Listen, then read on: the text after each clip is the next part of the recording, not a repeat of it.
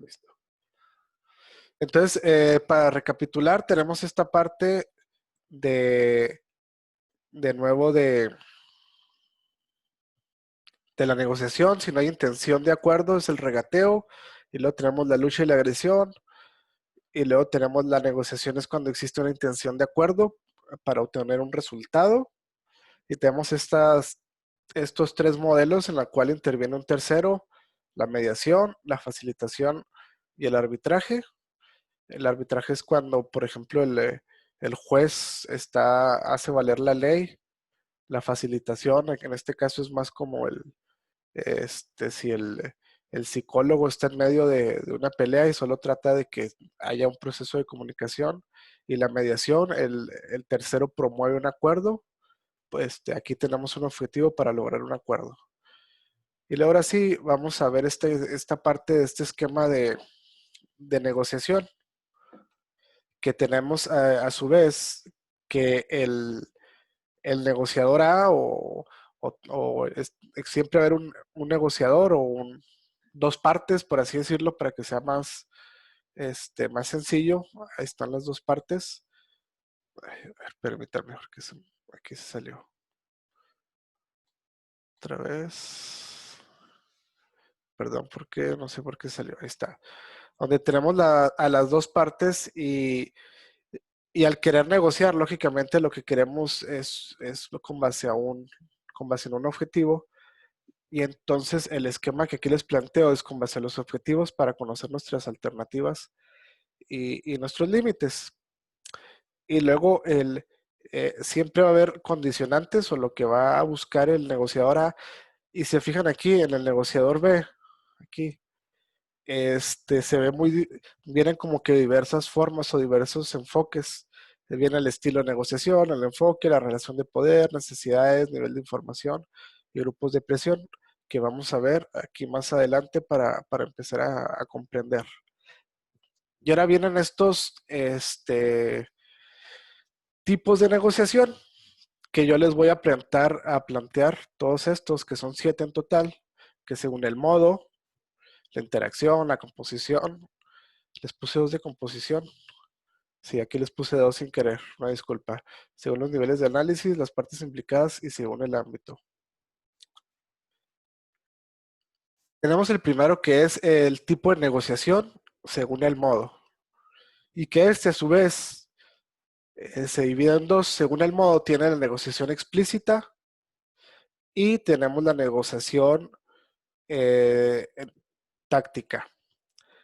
La explícita, es un intercambio en el cual nosotros vamos a manifestar las ofertas y las contraofertas para encontrar la solución. Una negociación colectiva es, por ejemplo, eh, híjole, cuando alguien ha escuchado, por ejemplo, que ya sea, casi siempre pasa en Estados Unidos, en los deportes de Estados Unidos, en la NBA, en el fútbol americano, que dicen que probablemente todavía no se va a empezar la temporada hasta que haya un acuerdo colectivo. ¿Alguien ha escuchado alguna vez eso?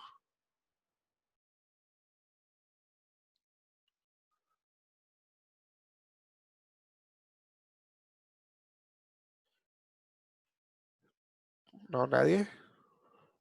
¿O un acuerdo colectivo, un contrato colectivo en alguna empresa?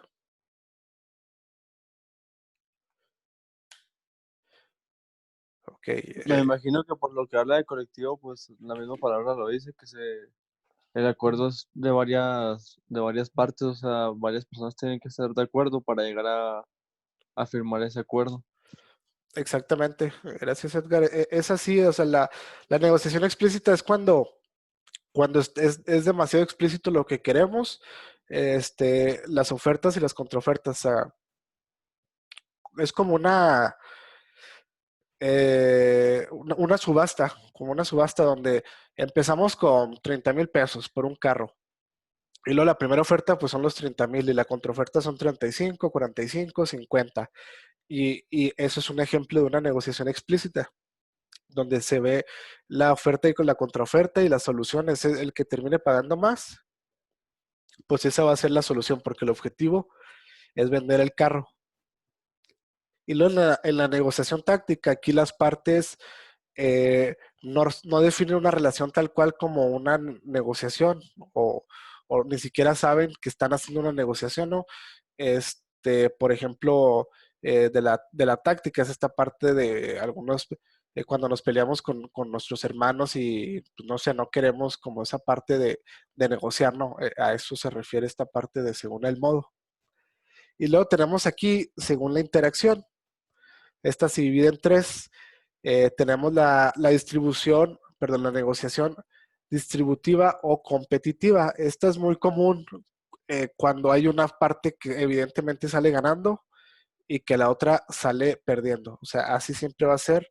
Y en las empresas grandes, bueno, por ejemplo, ahora que fue lo del tema de la pandemia y que hubo mucha gente despedida, pues esto fue un ejemplo. O sea, todos los que salieron perdiendo fueron todas las personas que pues tuvieron que irse de la empresa para evitar que hubiera gastos innecesarios dentro de la empresa. O sea, unos salen ganando y los otros salen perdiendo.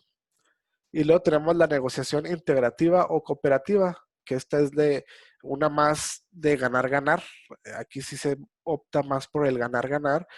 Y las dos partes lo que quieren o van a tratar de trabajar en equipo para salir ganando. Y siempre se van a buscar nuevas alternativas. Aquí en este contexto, pues podría ser inclusive, por ejemplo, que en algún momento, pues fue a lo mejor cuando, en su caso, en su momento, cuando al principio de que estábamos dando clases o cuando al principio de esto de la cuarentena, de que ver cuál era la mejor forma de darles clases o cómo les podíamos dar clases, el ganar-ganar era para nosotros los maestros la mejor forma de enseñarles y ustedes la mejor forma de aprender. Eso sería una negociación integrativa o cooperativa, siempre y cuando hubiéramos participado todos o participemos todos, o sea, tanto ustedes como yo, eso sería una negociación integrativa o cooperativa. Y luego la negociación mixta es una mezcla de ambas. Es muy difícil combinar ambas porque si ustedes se fijan, es muy difícil que una persona que es muy competitiva a veces quiera cooperar o inclusive alguien que es muy cooperativo, pues como que no le va a gustar a veces mucho competir. Entonces, como que combinar esa parte tanto de ganar por un lado y tratar también de cooperar se puede, pero hay que tener muy buen trabajo en equipo para que de esta manera se logre hacerlo. Y lo tenemos según su composición. También en esta se divide en dos, en la directa y la indirecta o a través de representantes. La primera es como si ustedes fueran los dueños de su propia empresa y ustedes directamente van y negocian lo que quieren o una negociación hasta ustedes mismos como personas, ustedes directamente no pongan un intermediario. Y la otra pues es poner un intermediario que le dicen, ayúdame con esto para que para negociarlo en mi nombre. Eso cuando las empresas mandan a un representante legal o un representante X a negociarlo por ellos, es esta forma a través de representantes. Esta creo que está un poco más sencilla porque es simplemente si es directo o a través de alguien más. Y luego tenemos la que es según sus niveles de análisis. Tenemos aquí la interpersonal, donde aquí claramente se ve que hay dos personas con dos puntos de vista. Y aquí siempre se ve, normalmente, por ejemplo, en una empresa, para los que ya están laborando en una empresa, cuando hay un problema de producción, supongamos, y un problema de cierto artículo en la producción, pues van a estar los de calidad, los de producción, los de ventas, que empiezan a meter a todos y cada uno desde su perspectiva, pues lógicamente es como se va a defender, ¿no? Pero tratando a veces de delimitar, de delimitar lo que le corresponde a cada uno. Entonces ahí, pues el de ventas no va a ser lo mismo que el de producción, ni el de calidad, ni nada de eso. Entonces a eso se refiere esa parte de negociación interpersonal. Y luego la intergrupal es cuando hay dos grupos que tienen prioridades muy distintas. Y aquí yo lo pondría más, puede ser obviamente dos departamentos distintos de una empresa, un poco parecido al ejemplo anterior, pero por ejemplo sería más, si lo quieren ver más sencillo, pues va a ser el tema de la cuestión. Ahora hay muchos temas de estos en cuestión de raza, de género, en el tema, por ejemplo, de las mujeres. A esto se le llama negociación intergrupal, que podrían hacerlo más tipo negociación y creo que podría funcionar más, que no está mal, ojo, no está mal, pero esos serían como ejemplos de esto que podría ser los niveles según los niveles de análisis. Ay, perdón. ¿Dudas por lo pronto de estos modos? Si no, para seguir.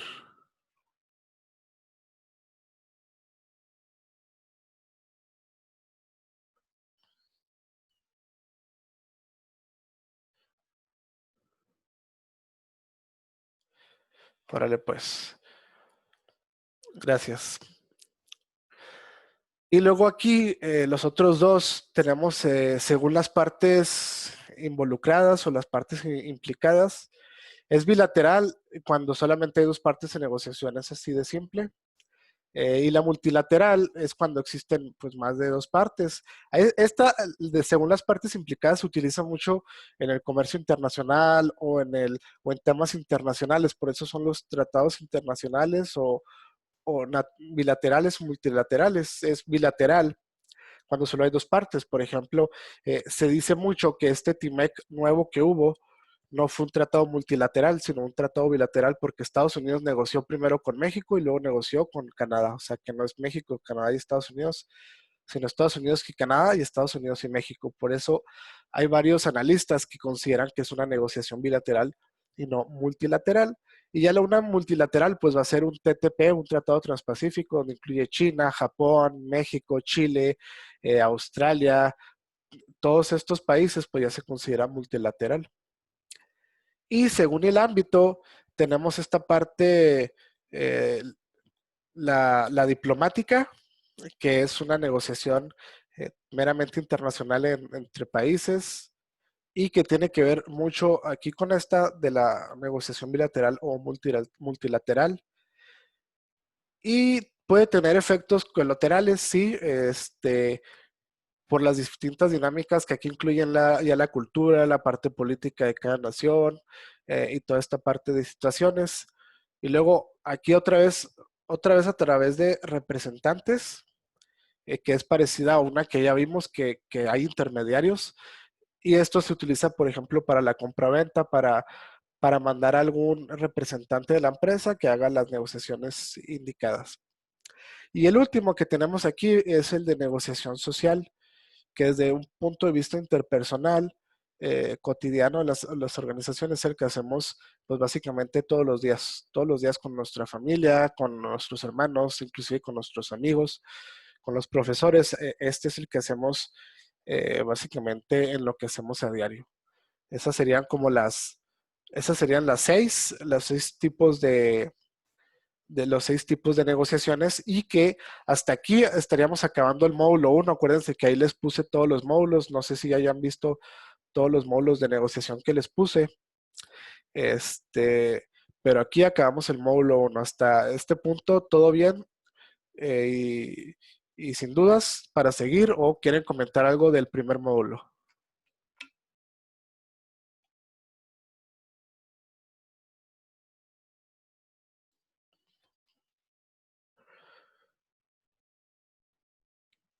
O todo en orden. Si no, nos vamos a ir entonces con el módulo 2. Déjenme, lo pongo. Solo existen hasta según o sea, sí existen un poco más, pero sí creo que son los más importantes o los más actuales, digamos, los más importantes a la fecha de hoy. Y y con las corrientes que yo he estado estudiando son los que a mí se me hacen los más importantes para no meternos tanto a otros que a lo mejor no nos van a convenir. Para mí ahorita sí son los más importantes, Luis, estos.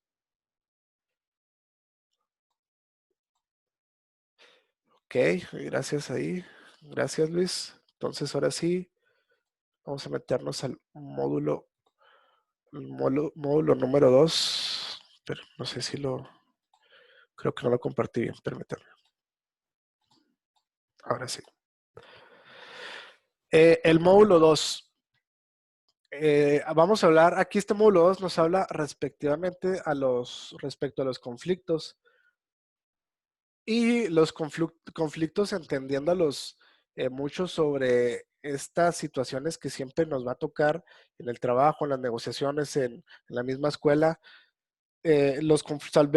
Saber responder a los conflictos nos va a ayudar mucho para tomar buenas decisiones. Y eso es algo que se mide mucho en las empresas, el cómo sabemos resolver los problemas que tenemos en el momento. Y ustedes se van a dar cuenta que conforme se vayan a hacer otra vez las estadías y luego ya empiecen a trabajar, ya porque ya van a salir como licenciados, ahora sí, pues va a ser el saber resolver problemas en el momento es quizás la herramienta más eficiente que les va a asegurar seguir o no en un trabajo. Entonces vamos a ver aquí qué es un conflicto. Un conflicto es la situación de tensión o la relación estresante que se va a originar en alguien según su propia percepción y esto va a obstaculizar los objetivos que nos vamos planteando. Y por ejemplo, un objetivo pues va a ser el objetivo de la empresa y eso puede generar los conflictos. ¿Y qué nos van a indicar? ¿Qué nos indica que existe un conflicto? Bueno, primero, pues va a ser normalmente, puede ser ver cómo las personas o cómo reaccionamos con tono de agresividad.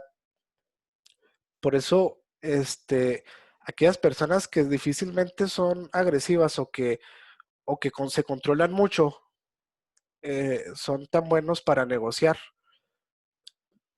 ¿Por qué? Porque manejan muy bien sus emociones y entonces logran mantenerse ecuánimes. Entonces, si no te sacan de tus casillas, pues es más difícil que exista un conflicto. El lenguaje corporal es fundamental, como ya lo mencionamos la clase anterior. El lenguaje corporal habla mucho y nos dice mucho. Más adelante vamos a tocar mucho más adentro ese tema, pero existen claves para ver, para ir leyendo el lenguaje corporal, si la vista está hacia arriba, si está hacia abajo, si está a la izquierda hacia arriba o hacia abajo. Cuando ustedes, cuando ustedes están imaginando algo o recordando algo, ¿cómo imaginan? Alguien que me diga pónganse a pensar cómo imaginan o pónganse a imaginar y díganme hacia dónde se van sus ojos. A ver, déjenme ver qué me están diciendo aquí en el chat. A ver. Mirando hacia arriba, sí, normalmente cuando estamos recordando algo, cuando estamos imaginando, más bien, les pregunté, ¿verdad? Cuando estamos imaginando algo es hacia arriba, casi siempre es hacia el lado derecho. Entonces, de esa manera, los psicólogos y los expertos en este tema del lenguaje corporal saben cuando alguien está mintiendo o cuando alguien no está recordando algo, o sea, porque hay conectores en nuestro cerebro que nos indican hacia dónde tenemos que estar viendo cuando estamos haciendo ciertas cosas. O no están seguros precisamente o cuando están vacilando, cuando a lo mejor no están mintiendo, pero no están muy seguros de lo que están diciendo. Entonces, pues ahí ya se sabe con ciertas percepciones o ciertos micromovimientos. El detalle es que hay personas que aunque no quieran, lo hacen de una forma más expresiva que otros y otros que es muy difícil leerlos. O sea, entonces esa es la dificultad, saber leer a cada persona es lo realmente complicado. Y luego viene esta parte de los desacuerdos, pues cuando lógicamente no hay un acuerdo entre las personas, quiere decir que puede generar un conflicto, o sea, no quiere decir que ya exista, sino que puede generar un conflicto y por eso por eso existía ese conflicto. Y voy a mencionar mucho el tema del TIMEC, porque aquí nos va a sacar mucho y es el que más vamos a adoptar. Había un desacuerdo para llegar a un acuerdo, había un desacuerdo para firmar el TIMEC, porque ni México estaba de acuerdo, ni Estados Unidos, ni Canadá. Entonces, por eso se generaba cierto conflicto para ver cuándo se iba a poder firmar y cuándo iba a poder entrar en vigor. Esta parte del deseo del poder y tiene que ver totalmente con el tema del TIMEC, pues bueno, aquí ¿quién creen ustedes que era el de los negociadores? ¿Quién tenía más deseo de poder de México, de Estados Unidos y Canadá? Exactamente. Exactamente, Donald Trump tenía un deseo increíble de poder porque él mismo en su libro del método de cómo negociar como Trump, él dice que hay que ser muy fuertes y hay que tener ese deseo de poder y que hay que arremeter en contra del otro, ¿no? O sea, porque su estilo de negociación es ese, esa parte de poder. Y lo hizo yo era así, pues entonces México y Canadá no estuvieron muy de acuerdo. El detalle es que México y Canadá nunca se pusieron a negociar entre ellos por sí solos. Por eso llegó Estados Unidos y nos negoció por uno y no contó y no como bloque. Ese fue el problema.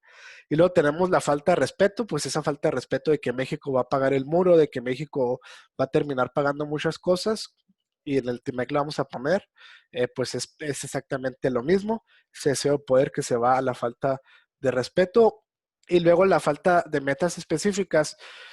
Sí creo que hubo un momento en que México tenía metas, pero nos perdimos mucho en saber qué negociar, en saber qué pedir, en saber qué dejar ir también.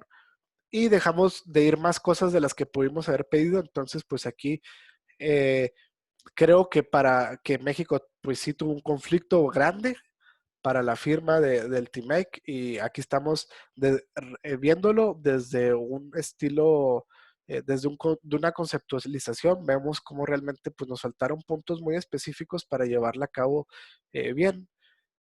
Aún así, como vimos en el cuatri pasado, de que México llevó a la cena esa con Donald Trump, que llevó a grandes empresarios, donde iba a estar Carlos Slim, Carlos Bremer, estuvo esta Marta, se me fue el nombre, bueno, los de FEMSA, todos estos que fueron 11 o 12, que son de los mejores empresarios mexicanos, pero si se fijaron, ¿por qué me interesaba mucho que ustedes vieran el perfil empresarial de estos mexicanos?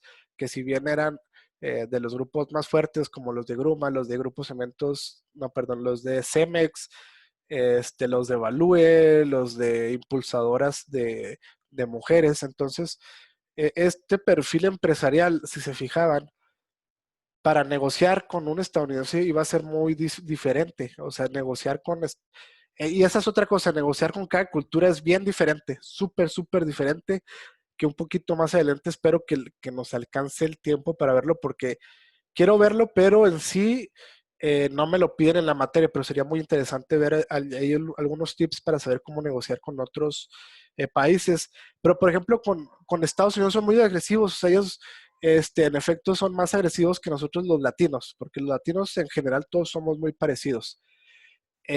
Son muy agresivos, pero a los estadounidenses les gusta mucho que casi les pongamos una alfombra para que ellos caminen y que los tratemos muy bonito y que básicamente casi ellos sean los que toman la decisión porque efectivamente son muy agresivos. Y nosotros los latinos, ¿cómo creen ustedes que seamos los latinos para negociar? ¿Cómo nos perciben? ¿O cómo nos percibimos a nosotros más bien?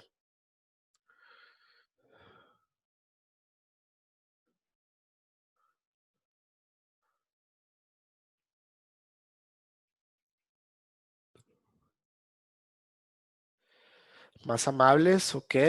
O sea que somos más amables. Un poco más conformistas, ok.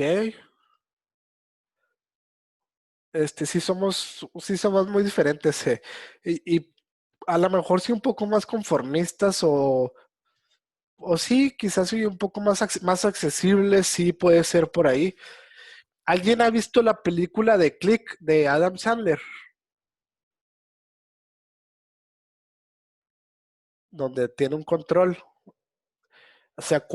Versosa y los que sí lo han visto, ¿se acuerdan esa parte Sí, donde van a cenar ahí con unos japoneses porque quieren hacerles un proyecto a los japoneses? sí, que le empieza a hablar de edificios y le lee la mente y los japoneses nomás piensan en muchachas. Esa parte sí, los asiáticos, por ejemplo, eh, Adam Sandler, que en este caso pues era el arquitecto que les iba a hacer la propuesta, que les hace muy estilo oriental y todo esto, y cuando les lee la mente, precisamente se da cuenta que ellos no querían esa parte como tan oriental, sino que ellos querían más edificios para obtener más ganancias. O sea, ellos son muy, los asiáticos son muy prácticos porque por el hecho de que ellos tienen poco espacio, ellos aprovechan todo el espacio, todo el espacio que tienen. Entonces, por ejemplo, con un asiático, con un japonés, hay que ser muy protocolarios, muy reverentes, pero en cuestión de eso hay que aprovechar todo lo que les vamos a vender. O sea, que ellos vean que no estamos perdiendo ningún espacio. Con los árabes, por ejemplo, tú un árabe, sí, los árabes siempre te van a regalar algo y tú no puedes despreciarlo, porque si no les aceptas lo que te están regalando, automáticamente ya perdiste la negociación con ellos. O sea, así son los árabes, y en las películas de que ven que son muy buenos y muy opulentos y que tienden a regalar cosas, así son en las negociaciones. O sea, así son ellos.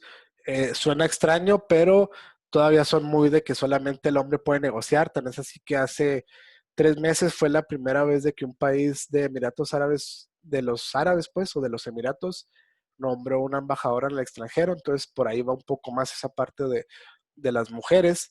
Y, por ejemplo, aquí en América Latina somos un poco más dados un poco más también a dejar a negociar a las mujeres, no tanto porque seguimos con ese pensamiento de pues un poco machista, que lo hemos ido mejorando, ¿eh? Eso sí se ha mejorado, no al grado de que podría ser, pero por ejemplo en Europa y en Canadá, pues las mujeres son una de las grandes negociadoras, eso sí, son de las mejores negociadoras, tal vez así que primeras ministras, presidentas son mujeres. Son ahí, por ejemplo, temas de diferencias de cómo saber negociar unas con otras. Y por ejemplo, mujeres aquí en México, pues cuando fue el caso de la OPEP o la parte de que cuando bajó la gasolina, porque la Liga de los Países Árabes Petroleros hicieron ahí un acuerdo, este, México tenía que negociar, porque México es uno de los países principales productores de petróleo. Quien negoció por México no fue el secretario de Relaciones Exteriores, no fue el secretario de Economía, fue la encargada, la secretaria de la Secretaría de Energía. La secretaria de Energía fue quien negoció con todos los árabes, ¿eh? O sea, la verdad a mí se me hizo muy arriesgado, pero funcionó. Eh, y eso nos quiere decir que ya en un mundo globalizado y actual ya tenemos que empezar a hacer eso. Y fue arriesgado por el hecho de con quién estábamos negociando, no por el hecho de que nosotros pusiéramos a una mujer, para que no vayan a decir que el profe está diciendo que las mujeres no, sino lo que yo les decía es que cuando negociamos con alguien hay que saber con quién estamos negociando, pero pues si ya lo aceptaron, quiere decir que por ahí va el camino y ya se va a poder ir negociando un poco más. Entonces aquí está, estos son indicadores de conflicto. Y luego tenemos lo que nos marcan las consecuencias de conflicto. Es cuando como resultado pues da tensión entre personas o grupos. ¿Qué conflicto es el que ahorita está más de moda aquí en Chihuahua?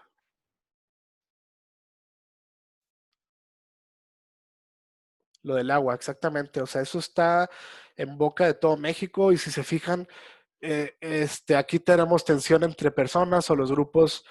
eh, ¿Cuáles son los grupos que existen en este conflicto para empezar a analizarlo desde esta perspectiva?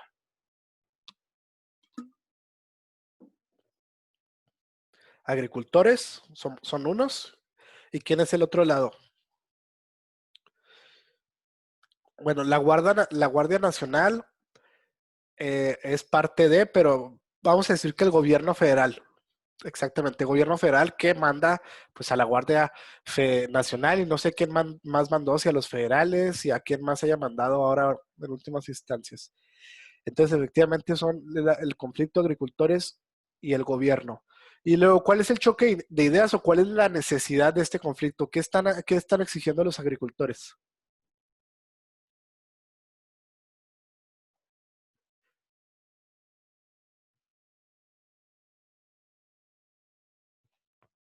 Pueden habilitar el micrófono, si quieren.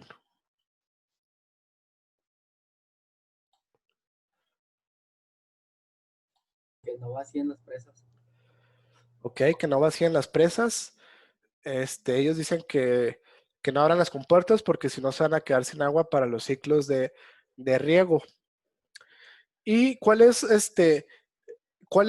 es lo que dice el gobierno de por qué las está abriendo? ¿Cuál es la situación? O sea, ¿cuál es la contraparte? Por un tratado que hubo en 1944, creo. Exactamente, el Tratado de Aguas Internacionales, donde tenemos que pasarle cierta cantidad de metros cúbicos de agua a Estados Unidos, porque pues, es el río Bravo al final, entonces existe esta diferencia pues no resuelta que viene pues ya desde hace tiempo. Y existe un límite para trabajar porque va a ser muy difícil que se vayan a poner, ahora sí que muy de acuerdo. Para eso existe lo que es la CONAGUA, es este Consejo Nacional del Agua entre los gobernadores del norte para cuidar esa parte, esos temas del agua, pero pues bueno, va a seguir un poco ahí el conflicto, a ver cuánto dura, esperemos que se resuelva, para evitar pues que el conflicto avance. Entonces eso sería así como un análisis de las consecuencias que están existiendo ahorita en el conflicto. Y Profe, sí, yo tengo una duda, pero ¿por qué si, o sea, necesitan el agua? ¿Por qué no se llevan tantos metros cúbicos por año? O sea, como una prórroga, no así toda de, sí, pues de fregazo. o sea, que se fuera dando como en partes, dice usted. Es que el detalle es que sí se tiene que dar como, o sea, no es como que en 2 meses ya me tienes que mandar toda esta agua, sino que cada año se tiene que mandar cierta cantidad de agua según la lluvia que vaya cayendo, o sea, según cómo vaya el cauce del río y cómo vaya pasando toda esta situación. El detalle es que, según lo que he leído, lo que tengo entendido, es que durante 4 años no se pagó la deuda que se tenía que pagar. Y entonces, ¿qué pasó acá? Volvemos a esta parte eh, de deseo de poder y falta de metas específicas por parte de México, del gobierno federal de México. Y yo creo que para terminar firmando el TIMEC, pues el gobierno de Estados Unidos le dijo, oye, sí, vamos a firmar, aún con lo que yo te estoy solicitando, pero también, además de lo que te estoy solicitando, también te pido que ya me mandes toda el agua que necesito. Entonces yo creo que el gobierno federal pensó que iba a ser más fácil convencer a los agricultores de Chihuahua que a Donald Trump. Ese fue el detalle. Pero pues estamos viendo que no fue ni fácil ni uno ni al otro. Creo que por ahí está yendo el problema, Jorge, más que todo. Eh, es que no es exactamente lo que sobra. No es exactamente lo que sobra, sino tampoco es de que le tengamos que pagar a Estados Unidos mucho, pero sí es como un porcentaje de lo que llueve y lo que vamos recaudando, y lo que se va recaudando. Y pues es que no solo, si se fijan, se toca mucho el tema aquí en Chihuahua, pero también está el tema en Tamaulipas. Entonces ahorita el conflicto no me meto en conflicto con Chihuahua, digo, me meto en conflicto nomás con Chihuahua, pero dejo agua para los demás estados, o sea, como que sí, a eso se refiere. Sería un tema muy interesante para analizar más a fondo, ver exactamente qué nos dice esa ley o ese acuerdo, ese tratado internacional, que ya es viejísimo, pero hasta donde yo sé, creo que no es mandar lo que sobra, o sea, no es mandar lo que sobra de los ciclos de agua, de riego. Y aquí tenemos esta gráfica como de pérdida de racionalidad en un conflicto. Aquí vamos viendo cómo hasta esta línea, pues estamos todavía más o menos en un conflicto. Entonces ese se trata, es que no es que esté más a favor de Estados Unidos. El detalle fue que esta última negociación sí estuvo más a favor de Estados Unidos. O sea, porque esta negociación no solo incluyó este tema del agua, como les digo, esto del TIMEC, tuvo muchas aperturas que no supimos negociar del total, y una de esas aperturas que se fueron incorporando pues fue el tema del agua, donde Estados Unidos ya nos dijo, ya páguenme porque no me has pagado en los últimos 3 o 4 años y ya quiero que esto quede terminado. Y se juntó mucho con tema de que también tengo entendido que en los últimos, el detalle es que en los últimos 3 o 4 años el agua o los ríos, los cauces bajaron porque no había habido lluvias ni en Estados Unidos ni en México suficientes para abordar ambos lados. Por eso es que se hacen estas presas para ir acumulando el agua y poder distribuirlas. Pero no es tanto el tratado, sino, fíjense, el tratado no está mal. Lo que está mal es la última negociación que hubo entre México y Estados Unidos en el tema del agua. Aquí sí podemos hablar específicamente de una mala negociación para resolver este conflicto y una pésima negociación para resolver el conflicto entre el gobierno y los agricultores. O sea, definitivamente no se están tomando buenos acuerdos ni buenas negociaciones en este tema. Y si se fijan, pues aquí se ha llevado a un desborde de violencia porque existe ira, enfado, furia, hay confrontación, estado de enajenación y de agresión en este conflicto que ha llevado a cierta violencia que ojalá que no llegue a mayores, porque pues sí podría ser peor ya cuando bueno, sí ha llegado a un estado muy violento porque hubo inclusive pérdidas humanas, si bien tengo entendido en este tema hubo una pérdida humana. Entonces, si se fijan, pues aquí estamos sobrepasando esta línea que hasta aquí el conflicto podría ser razonable porque hay un diálogo, una discusión, una irritación, un compromiso emocional, pero ya cuando llega hasta este punto, pues está pésimo, totalmente pésimo. Y pues aquí tenemos este círculo vicioso que se va generando entre una amenaza, la vehemencia, amenaza, vehemencia. Vehemencia es esa parte como de responder todavía bien dentro de nuestros cabales, pero la otra posición pues nos sigue amenazando. Eso sería más o menos, o sea, si se fijan, un conflicto tiene dos partes, pero uno es la parte que está enojada y la otra todavía está en posición razonable. O sea, es el problema con los conflictos y por eso la negociación tiene que hacer llegar a un acuerdo entre ambas partes.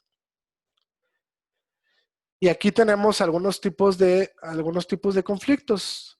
El conflicto de roles que tiene que ver eh, con expectativas incumplidas con un jefe, por ejemplo. Cuando ustedes entren a trabajar y les dicen el trabajo va a estar muy padre porque te vas a desempeñar en esta posición y tú estás muy feliz y luego hay un cambio de jefe y ese nuevo jefe pues te cambia a ti de posición, te cambia a ti de lugar y pues ya no te gustó mucho. O sea, existe un conflicto de roles, un rol que te habían asignado en un principio. Y luego tenemos un conflicto de grupos. Este es muy conocido que se da entre fans o hinchadas de equipos de fútbol, principalmente en Argentina, cuando se la mantienen peleándose. Aquí en México, pues el más común son los de Monterrey, cuando antes de los partidos se empiezan a pelear y pues crean trifulcas. Luego el social, esta parte esta parte a mí se me hace muy interesante y muy graciosa últimamente. No sé si han visto, este social, pues son diferentes clases sociales que se agreden por no pertenecer a la misma clase social. No sé si han visto una página de memes de Facebook, a mí me gusta mucho, que es la de los Whitexican, que suben muchas cosas pues, de los llamados Whitexican, ¿no? Que son graciosas hasta cierto punto, pero pues sigue siendo este conflicto social tanto de un lado como del otro, o sea, tanto de los que se consideran ricos como los que clase media, como la parte pobre de la nación, ¿no? Entonces, de esta manera se va generando como este conflicto social y que ahora es muy común verlo, pues, con la parte de memes o en las redes sociales. Esa sería como la forma más fácil en que yo lo encontraría. Y luego tenemos este conflicto de poder que tenemos entre una oposición crónica de quien posee con lo que lo desea. Pues conflicto de poder es lógicamente cuando alguien que llega a cierto puesto pues se pierde un poco y luego empieza a utilizar el poder de mala manera. Y conflicto de necesidades es la falta de comprensión entre a lo que necesitamos acceder y quien puede satisfacerlo. Y esto es muy común la llamada pirámide de Maslow, es la más conocida, donde pues está esa pirámide donde nos dice que lo primero que tenemos que satisfacer pues son nuestras necesidades básicas, que es como comer.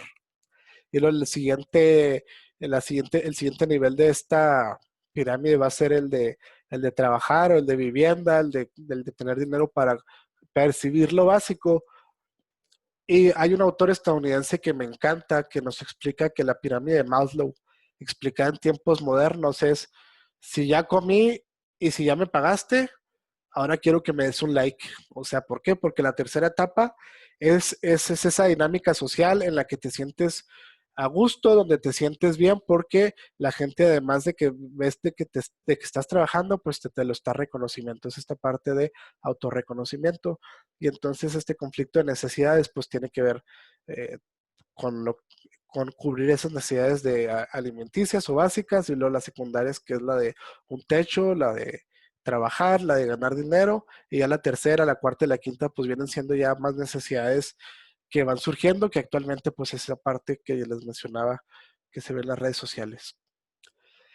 Y ya casi para concluir, pues tenemos esta parte de que los conflictos, pues los conflictos hay que entender que no necesariamente son malos, ¿eh? Un conflicto puede traer cosas, puede traer oportunidades muy interesantes si lo sabemos aprovechar.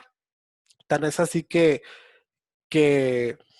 algo de lo que les mencionaba, que el conflicto que hubo en lo del petróleo, pues nos dio la oportunidad de mostrarle al mundo que México tiene mujeres empoderadas para negociar con cualquier país. Eso fue una excelente forma de aprovechar un conflicto.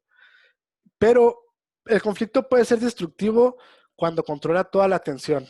Entonces, aquí en este caso, por ejemplo, el tema de lo del agua, pues aquí está controlando toda la atención mediática en cuanto a ese tema. Va a dividir personas y reduce la cooperación, exactamente lo mismo que está pasando con el tema de los agricultores, aumenta diferencias y conduce a un comportamiento destructivo, pues estamos viendo cómo está siendo destructivo en el caso de lo del tema del agua. Y luego puede ser constructivo a su vez cuando involucra a las personas a ayudar a resolver los problemas, causa una buena comunicación, ayuda a liberar emociones, las ansiedades, las tensiones, el desarrollo de la cooperación, ayuda a desarrollar entendimiento dentro del grupo y ayuda a buscar una salida a una solución. Es así de sencillo. Y estos beneficios pues pueden ser que efectivamente puede ayudarnos a trabajar más en equipo, y de hecho si se fijan casi siempre las películas de deportes o estas películas que hablan de que se crearon grandes equipos vienen siempre surgidas de que hubo un conflicto o una situación complicada. Esto reaviva al equipo, lo mantiene vivo, nos ayuda a encontrar soluciones, descubre errores y cómo resolverlos a su vez, ayuda a la creatividad, lleva el conocimiento del equipo y cómo mejorarlo. Y aquí pues también se prueba esta parte de los líderes. Y grandes empresas pues se crearon a través de conflictos. O sea, las grandes empresas normalmente se crearon a través de ciertos conflictos, como ¿cuál fue? Yamaha o Honda. Creo que Honda, que primero empezó haciendo motocicletas, precisamente después de que su fundador, Honda, Yihiro Honda creo que es el nombre, después de la Segunda Guerra Mundial lo despidieron de su empresa. Déjenme acordarme qué empresa japonesa de automóviles. De la Toyota, lo despidieron de la Toyota. Él se quedó sin trabajo y empezó a hacer, él inventó las motocicletas y fundó Honda, y al final Honda pues tiene cierta característica muy importante en cuanto a los motores de Toyota. Creo que les vende partes de los motores o les diseña motores, todo eso. Entonces, esos conflictos van generando estos tipos de soluciones. ¿Dudas hasta aquí?